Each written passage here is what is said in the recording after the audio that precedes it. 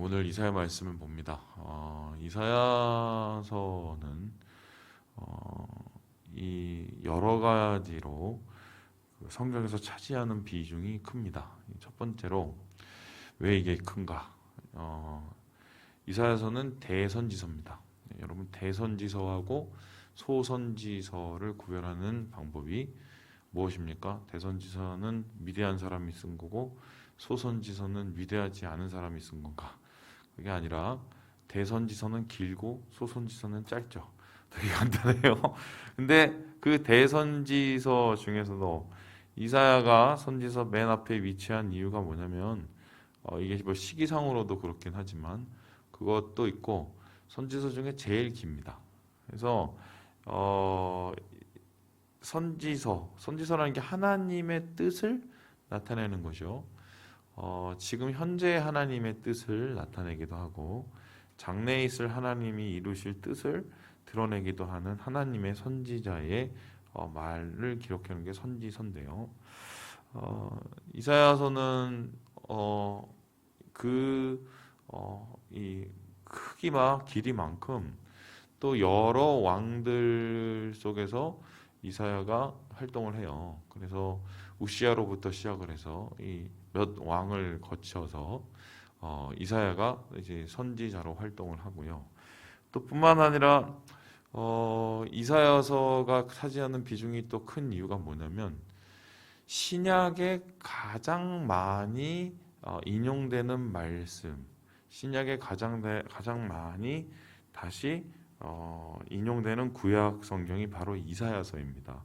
그리고 실제로 예수님께서 이 땅에 오셨을 때 예수님께서 가장 많이 말씀하신 말씀이 바로 이사야서를 인용을 합니다. 심지어는 예수님의 첫 번째 자신의 사역을 사람들 앞에 공포하는 그 자리에서도 어떤 말씀을 읽었냐?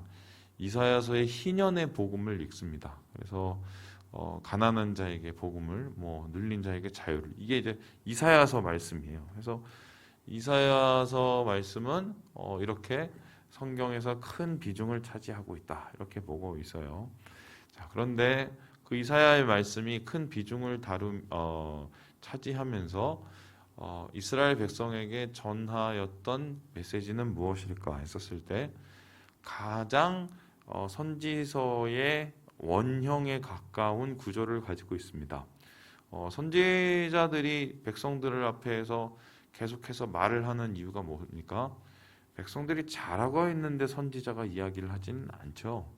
물론 잘하는데 지금 마음속에서 실망하거나 또 낭망할 때 학개 선지자와 같이 혹은 스바냐 선지자와 같이 백성들을 향해서 어떻게 위로의 말씀을 전할 수는 있죠. 그런데 이렇게 길게 하나님의 말씀을 전할 수밖에 없었던 이유는 뭐냐면 대부분은 이스라엘 백성이 엉망진창으로 살고 있기 때문입니다.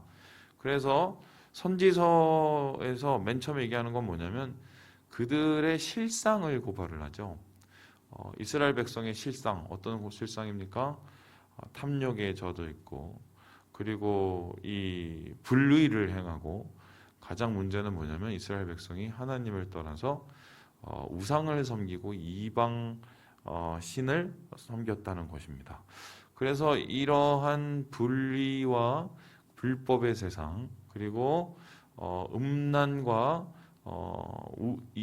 이방 신을 섬기는 이 영적 타락의 세상을 이 이사야를 비롯한 예레미야와 많은 선지자들이 그대로 고발을 하게 되죠.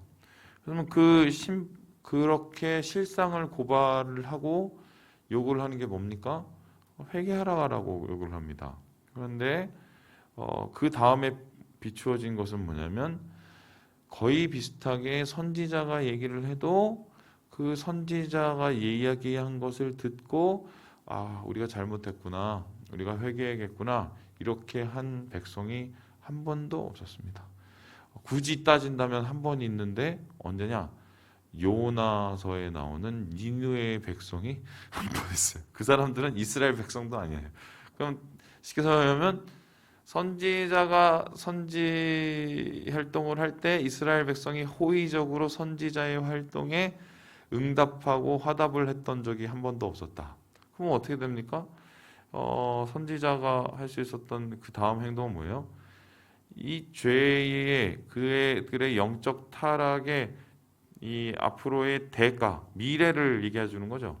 그것은 뭐예요? 그 대가와 미래는 심판입니다. 그래서 그들의 죄의 실상을 고발하고 그 다음에 뭐냐면 그들이 심판받을 것을 얘기를 해요. 그 심판은 잔혹한 심판이며 완전히 처절한 심판인데 그 심판 중에서 하나님께서는 그래도 남은 씨앗을 살려 놓으셔서 하나님의 은혜와 긍휼을 저버리지 않는다라고 얘기를 하죠. 그래서 이사야서에서는 분명히 이야기를 하고 있기를 너희들이 분명히 여기에서 이 땅에서 쫓겨나게 될 것이다. 그리고 종살이를 하게 될 것이다. 타국에 가서 타향살이를 하게 될 것이라는 신명기 28장에 나오는 불순종의 대가의 모습을 그대로 표현을 하고 있죠. 그리고 나서 이사야 선지자뿐만 아니라 수많은 선지자들이 동일하게 이야기하는 게 뭡니까? 죄의 실상 고발하고 돌아올 것을 권유하고 심판받을 것을 선언한 다음에 그리고 최종적으로 뭐예요? 너네들이 나중에 회개하고 돌아오면 하나님이 회복해 주신다는 소망의 얘기로 다 끝나요. 그러니까 오늘 우리가 읽는 이 이사야서 53장은 바로 그 소망과 회복에 대한 이야기의 가장 하이라이트라고 할 수 있는데요. 하나님께서 이스라엘 백성을 어떻게 회복시키느냐라고 했었을 때 어떻게 이스라엘 백성을 죄에서 구원하여 내고 심판으로부터 하나님께서 축복의 자리로 옮기느냐? 바로 오늘 53장에 나온 것처럼 메시아를 통해서 그런 일을 이루어 주신다고 말을 하고 있습니다. 그런데 이 메시아라는 말이 어떤 말입니까? 왕이라는 뜻이죠. 그러니까 하나님께서 다윗과 같은 왕을 세우셔서 그 메시아를 통하여서 이스라엘 백성을 다시 회복시키시고 하나님의 나라를 다시 이루어 가신다고 선언을 하지만 그런데 그 왕으로서의 메시아는 우리가 그동안 경험했던 이스라엘 백성이 그동안 경험했던 왕과는 굉장히 많은 차이가 있는 사람이었어요. 왜냐? 왕이 고난을 받기 때문입니다. 왕은 잘 먹고 잘 살죠, 보통. 왕은 그리고 고난을 받아도 제일 나중에 받는 게 왕입니다. 그런데 오늘 말씀을 봤더니 우리를 구원할 메시아는 우리 대신에 고난을 받고 제일 먼저 고난을 받고 제일 나쁘게 고난을 받습니다. 그래서 오늘 이 53장의 이야기는 어떠냐? 고난받는 종의 노래라고 얘기를 하는데요. 그러면은 하나님께서 이 땅을 회복하실 이스라엘을 회복하실 그 하나님의 메시아가 도대체 어떤 모습이었기에 하나님이 이러한 고난받는 종에 대한 이야기를 하고 있을까? 우리 함께 우리 4절의 말씀을 같이 한번 읽어보도록 하겠습니다. 4절입니다. 시작. 그는 실로 우리의 질고를 지고 우리의 슬픔을 당하였거늘 우리는 생각하기를 그는 징벌을 받아 하나님께 맞으며 고난을 당한다 하였노라. 우리가 이 본문에 안 나왔지만 2절을 잠시 보시면요. 이렇게 나옵니다. 그는 주 앞에서 자라나기를 연한 순 같고 마른 땅에서 나온 뿌리 같다. 고운 모양도 없고 품체도 없고 아름다울 한 것도 없다. 그러니까 메시아는 왕인데 우리가 생각하는 기본적인 왕과는 굉장히 많이 다릅니다. 여러분 이스라엘의 첫 번째 왕이 누구였습니까? 사울이죠. 여러분 사울이 왕이 되었을 때 찬반 양론이 아주 격하게 대립이 되었어요.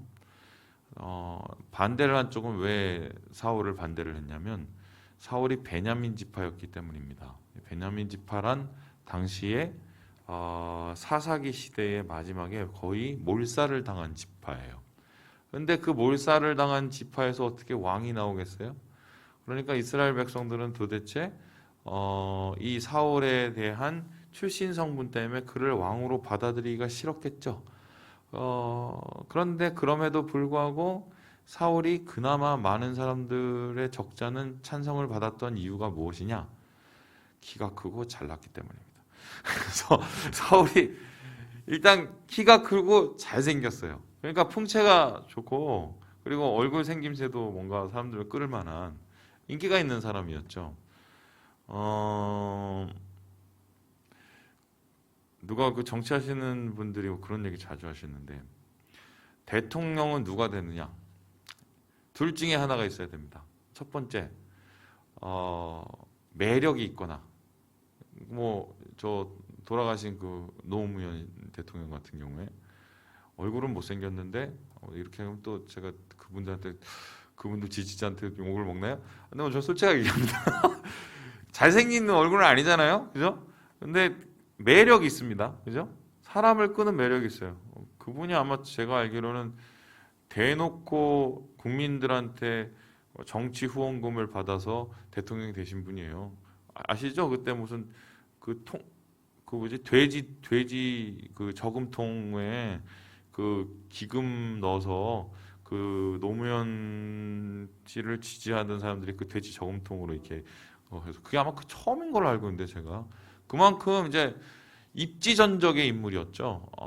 한마디로 그 개천에서 용나신 분이고 그리고 뭔가 그가 살아왔던 인생 속에서 항상 대쪽 인생을 살아왔던 그래서 사람들의 지지를 받는 심지어는 죽음 이후에는 더 큰 지지를 받고 있는 분이 바로 그분이에요. 매력이 있죠. 그게 아니면 대통령 되시는 분들은 좀 생겼습니다. 이미지 정치를 하죠. 대표적인 이미지 정치를 하시는 분이 또 이렇게 가면 또 그쪽에서 또 욕할지 모르겠지만 지금 저기 들어가 계신 우리 여자분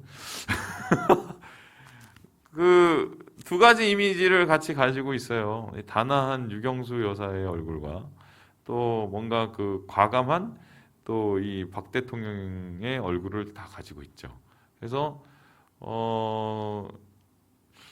저는 아직도 좀 이해가 안 되는 게 그 시장 가고 막 그러면 그 할머니들이나 아줌마들이 막 그 박 대통령을 박근혜 대통령의 손을 막 잡으면서 울던 기억이 아직도 장면이 생생히 기억나요. 저 정도는 아닌데 그냥 어버이 같이 뭐 그런 게 있나 봐요. 뭐 그런 예. 그래서 예 목사도 마찬가지 같은데요. 목사도 인기 있으신 목사님은 대부분 둘 중 하나입니다. 그 매력이 있거나 잘생겼거나 거의 그래요. 잘 생각해 보세요. 우리 교회는 뭐 좀 언역정하죠. 근데 왕을 사람들이 그렇게 매력과 미모를 찾는 이유는 왕의 얼굴을 보면서 사람들이 좋아하고 뭔가 자랑할 만한 이유를 찾기 때문인데요. 고난받는 종 하나님의 회복을 위해서 세우시는 하나님의 왕은 그런 게 하나도 없어요. 실제적으로 여러분 예수님이 잘생겼을까요? 못생겼을까요? 못생긴 것까지는 아니지만 잘생긴 것도 아닙니다. 그죠? 좀 어정쩡하셨던 것 같고 그리고 정확하게 성경을 살펴보면 이렇게 예수님 얼굴을 딱 바라보면서 저게 얼굴이 30이 맞아? 이렇게 얘기할 정도예요. 그러니까 뭐냐면 고생을 많이 하셔서 아마 피부가 좀 노화가 빨리 오셨던 것 같아요. 제가 볼 때는 이렇게 고생이 얼굴에 보이는 그런 분. 그래서 좀 다른 개념 차원이고요. 또 뿐만 아니라 왕은 좀 어느 정도 좀 뭐라고 그럴까요? 사람들 앞에서 좀 인정을 받아야 되는데 인정을 못 받고 오히려 왕이 징벌을 받습니다. 왕으로서의 권리가 있고 왕으로서의 특권이 있는데 그것을 행사하기는커녕 징계를 받듯이 삶이 고루하고 힘들어요. 뿐만 아니라 7절에 보니까 뭐라고 나오냐면요. 곤욕을 당하고 괴로워도 입을 열지 않는다. 이렇게 나옵니다. 한마디로 한마디 말이라도 좀 잘해서 사람들을 설득시키거나 또한 그 언변을 통하여서 자신의 위기를 반전시킬 수 있는 능력이 있어야 되는데 이 고난받는 종 혹은 하나님이 세우실 메시아로서의 그는 전혀 그럴 생각도 없고 그럴 마음도 없습니다. 그래서 도대체 고민을 하게 되죠. 아니 우리를 이러한 고통과 우리를 이러한 죄에서부터 해방을 시키고 우리를 이러한 어려움으로부터 구원해야 될 그 왕이라면 어떻게 이럴 수 있지? 아마 이런 얘기를 듣고 되게 이스라엘 백성이 의아해했을지 모르겠어요. 뿐만 아니라 실제적으로 이 메시아로서 오신 예수님이 이 땅에 오셨을 때 바리새인들이나 혹은 적잖은 무리들이 예수님을 반대했던 이유가 무엇인가 생각을 한번 해보죠. 시골 깡촌 출신이에요. 나사렛. 그죠? 거기다가 얼굴도 그냥 별로예요. 그리고 어떻게 해요? 출신 성분은 그냥 또 가난해. 또 어떻습니까? 그분이 소위 말해서 배움도 짧아. 그죠? 요즘으로 말하면은 뭐 중졸도 안 되는 거예요, 이분이. 그리고 거기다가 어떻게 돼요? 이분이 나중에 뭔가 하는 척하고 막 능력도 행사하고 하다가 너무 허무하게 죽어버렸어요. 그죠? 이런 분을 어떻게 메시아로 그들이 인정할 수 있었겠어요? 그런데 중요한 것은 왜 하나님이 이런 분을 메시아를 세우시고 메시아로서 행사해야 될 권리를 행사하지 않고 오히려 고난과 또 질고와 또 여러 가지의 어려움을 당하게 하셨는지 그 이유가 나타난단 말입니다. 그 이유는 무엇입니까? 예, 우리 함께 10절의 말씀을 같이 읽어보도록 하겠습니다. 10절입니다. 시작.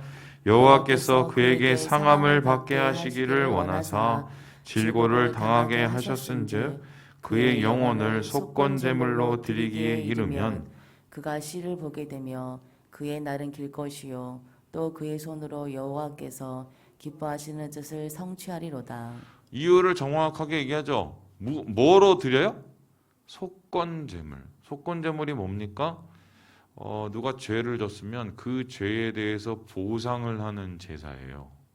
그러니까 내가 누구한테 잘못을 해갖고 그 사람한테 뭐 피해를 뭐 양을 한 마리를 줬어.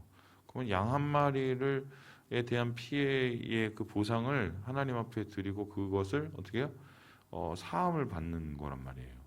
그런데 지금 인간들이 우리가 하나님 앞에 죄를 졌는데 그 죄는 한마디로 죽어야 이게 해결이 되는 죄예요.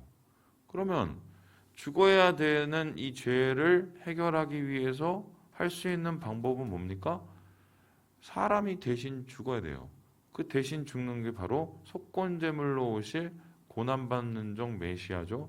그 메시아로서 오신 예수님이 우리의 죄를 속건제물로 대속하시기 위해서 하신 일들이 바로 오늘 우리가 사순절 기간 동안에 바라보고 있는 예수님의 십자가입니다. 십자가. 그런데 이렇게 예수님이 메시아로서 속건제물이 되어서 질고를 당하고 상함을 받아 인류를 대신해서 속죄를 이루어 가실 때, 대속을 이루어 가실 때 그 죽음이 그렇게 험하게 끝나버렸습니까? 10절에 분명히 얘기합니다.